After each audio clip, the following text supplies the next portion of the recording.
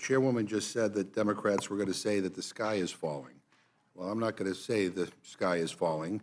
I'm going to say that health care is going to get ripped away from millions of people.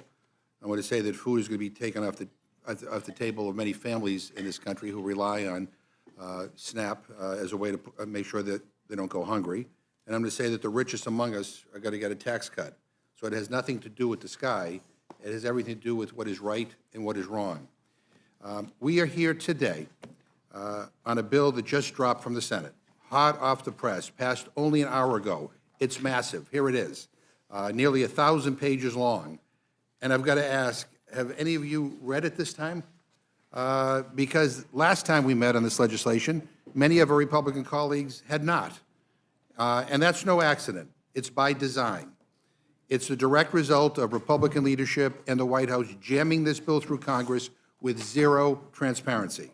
Now, let's be totally honest. This entire process has been legislative malpractice. It's been negotiated in back rooms from the start. In April, conservatives argued for and ultimately got aggressive instructions in the budget for committees to slash spending. I wonder how they feel now that the Senate has violated their hard-fought instructions by over $500 billion. And let's not forget, this bill was jammed through the House in May so quickly that some Republicans said they would have opposed it if they'd known what was actually in it. And now, after another series of backroom negotiations in the Senate, we're getting jammed again, without any chance for the public or independent experts, for that matter, to fully review the bill. And let me make a prediction. If this ugly bill passes, it's going to get a lot uglier when people realize what's in it. And not even Donald Trump's new $300 bottle of cologne will cover the stench. This bill will hurt people in every congressional district in this country. And Republicans are racing to get it passed before the American people can figure out what's in it. There's no real deadline. There's no real deadline that we're working against, none. July 4th is just an arbitrary marker that Trump made up. He wants a victory lap on Friday, just weeks after throwing himself a military birthday parade, complete with tanks rolling down Constitution Avenue, one that cost taxpayers tens of millions of dollars. He now wants to have a 4th of July signing ceremony at the White House for this dumpster fire of a bill. We're rushing, not because the country demands it, but because he wants to throw himself yet another party. This isn't policy, it's ego management. So why not slow down? Why not actually do the work? Why not fix the problems instead of pretending that we're in the middle of some 5-alarm emergency? I mean, Vice President Vance just had to break a tie in the Senate. Many of the Republicans who voted for this bill acknowledge that that in its current form, it is seriously flawed.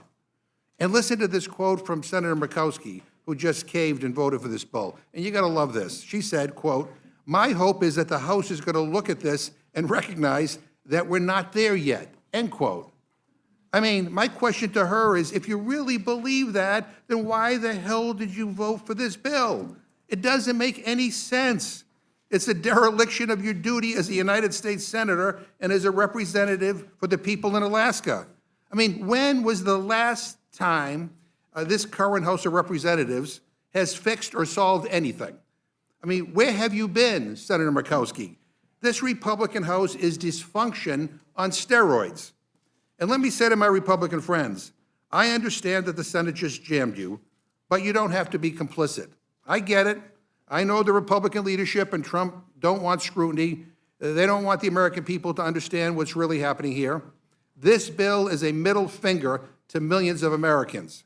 It isn't just a bad bill, it is the most dangerous piece of legislation in modern history. Dangerous because of the very real damage it will do to real people, sick people, hungry kids, families just scraping by. If this is Republicans' top legislative priority this Congress, it tells us everything about where your values lie. And it's not with working families, not with struggling communities, but with mega corporations, billionaires, and Donald Trump. Madam Chair, I know that once I'm done, you will say, as you did at the beginning, that I'm fear-mongering, that Democrats, nonpartisan scorekeepers, analysts, experts in industry, doctors, children's hospitals, food banks, utilities, organized labor, and journalists. All what they say about this bill, every legitimate critique that we have heard about this bill, you will say that it is hyperbole. But just because you say that, it doesn't make it so. Facts still do matter, and the facts say that this bill is terrible. Now, we know Republicans are about to gut Medicaid and cut Medicare. That's a fact. That's not an opinion. This bill rips health coverage away from roughly 17 million people. Of those, 11.8 million will lose health care due to the Medicaid and Affordable Care Act cuts. Another 5 million will lose their health care because Republicans are allowing premium assistance to expire for those who qualify for help with paying for health insurance on the ACA exchanges.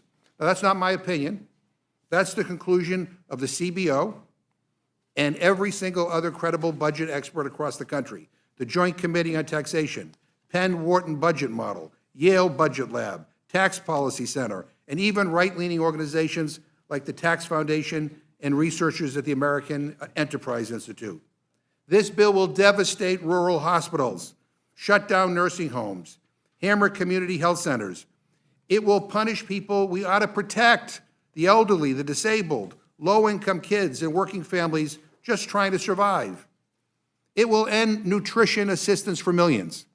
We are the richest country on earth, and you will be taking away food from our own children. Why? To shovel tax breaks to billionaires and corporate executives? I mean, give me a break. This bill will kill thousands of clean energy jobs and raise Americans' energy rates while rewarding big oil with billions in subsidies. Because Republicans think welfare is okay if you're ExxonMobil, but not if you're a family struggling to pay your skyrocketing power bill, or a grandma who stays in assisted living, or our parents struggling to put food on the table. It gives $150 billion more to the Pentagon, not for peace or security, but to line the pockets of defense contractors. This is on top of record levels of defense spending that we already provide the Pentagon in our annual spending bills. For all you budget hawks out there, let me ask you, when was the last time the Pentagon passed an audit? The answer is never. You're worried about someone on SNAP who gets an average of $2 per meal, might get $2.75 per meal, but you couldn't care less when millions of dollars are wasted by defense contractors and cost overruns. There is $900 billion for giant corporations, corporations that are known to lay off hundreds of workers as they stash their inflated checks in offshore tax havens like in the Cayman Islands. And this bill showers the wealthiest Americans with tax cuts. Get this, a family making less than $50,000 per year, they'd get less than $1 a day in tax cuts. I mean, you can't buy a damn cup of coffee with that. But those making $1 million a year or more, well, they'll get more than $250 a day in tax breaks, or $96,000 tax breaks on average in a single year. I mean, that's even worse than the original House bill. That's how rigged this bill is to benefit the wealthy. The average millionaire gets more in tax cuts than most families earn in an entire year. And to be clear, there is deep support on the Democratic side for extending the middle-class tax cuts and passing no tax on tips. We'd be happy to work with you on something that delivers just that. But Republicans are holding bipartisan initiatives hostage to provide handouts to billionaires and gut Medicaid and SNAP. Now, meanwhile, the new standards for the child tax credit leaves 1 in every 3 eligible children behind. Because this bill doesn't invest in children, it abandons them. All this, and Republicans are adding more than $3 trillion to the national debt. You hear that? Over $3 trillion. Now, I know some of the Republicans on this committee consider themselves real fiscal hawks. Well, you cannot with a straight face say that you care about deficits and the debt if you vote for this bill, whether that's out of this committee or on the House floor. This bill even raises the debt ceiling by $5 trillion because Republicans know the policies in here will explode our debt. I mean, you can't make this stuff up. This is the biggest transfer of wealth in American history, stealing from the poor to give to the rich. This is Republicans' let them eat cake moment. It robs from the most vulnerable to pay off the already powerful. It tells every kid without wealth this government has nothing for you, that the American dream is only for trust fund babies. And here's what baffles me. You all know the truth. You all know the truth. You know this bill is cruel. You know that it will hurt millions of Americans. But Trump wants you to fold. And the sad fact is that many of you will fold in a nanosecond. You'll vote for this even though you know it's bad for your own constituents. You're absolutely terrified that the guy in the White House will get mad and try to find someone to run against you in a primary. Like one of our Republican colleagues said this weekend on CNN, and I quote, "Everyone in the House knows the peril they're in if they vote no on this thing. They know that their jobs are at risk," end quote. You're terror-stricken that what happened over the weekend to Senator Tom Tillis will happen to you. Well, Senator Tillis did the right thing, speaking truth to power. You should listen to him when he says that the Senate's version of this bill betrays President Trump's promise not to take Medicaid away from its rightful recipients. He decided to retire because he wanted to put his constituents first, and quite frankly, I think he's tired of dealing with the relentless MAGA threats and BS. Truly, I've never seen anything like this in my life, the kind of petrified fealty we're seeing on the right, scared by a man who called voting against this bill the ultimate betrayal. Like, what kind of president talks like that? That's the language of dictators, not the language of a president. But let me remind you all of something. The people you should be afraid of, betraying are not in the White House or dining at Mar-a-Lago. They're back home.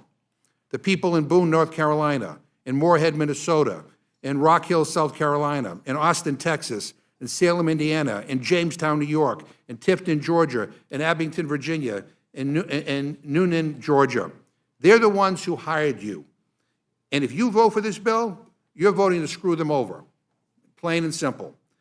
When their kids go hungry, when their health care is gone, when their energy bills skyrocket, when they watch big oil rake in profits while they get pink slips, when they realize that billionaires like Jeff Bezos are getting 40 times the tax breaks that they're getting, when they watch the wealthy get richer and they're left behind, they are going to feel the pain that you brought on them.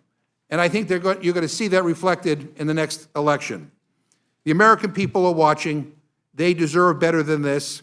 They deserve certainly better than this cowardice, better than this cruelty, better than this betrayal. So I'm asking all of you to have a spine, find your moral compass, vote no on this bill, and come up with something better. There's still time. Work with us on tax relief for people who are not making millions and billions of dollars. Let's go back to the drawing board. We can come up with a bipartisan consensus. And so, Madam Chair, for a million reasons, from process to substance, and quite frankly, to give Republican members a chance to read their own bill, I move that the committee do now adjourn. I thank the gentleman. The question is on the motion to adjourn. All those in favor say aye. Aye. All those opposed say no. No. In the opinion of the chair, the noes have it. Ask for a roll call, Madam Chair. The gentleman asked for a roll call. The clerk will call the roll. Mrs. Fishbach? No. Mrs. Fishbach, no. Mr. Norman? No. Mr. Norman, no. Mr. Roy? No. Mr. Roy, no. Mrs. Houchin? No. Mrs. Houchin, no. Mr. Langworthy? No. Mr. Langworthy, no. Mr. Scott? No. Mr. Scott, no. Mr. Griffith? No. Mr. Griffith, no. Mr. Jack? No. Mr. Jack, no. Mr. McGovern? Aye. Mr. McGovern, aye. Ms. Scanlon? Aye. Ms. Scanlon, aye. Mr. Neguse? Aye. Mr. Neguse, aye. Ms. Fleischer-Fernandez? Aye. Ms. Fleischer-Fernandez, aye. Madam Chair? No. Madam Chair, no. The clerk will report the total. 4 yeas, 9 nays. The noes have it. The motion to adjourn is not agreed to.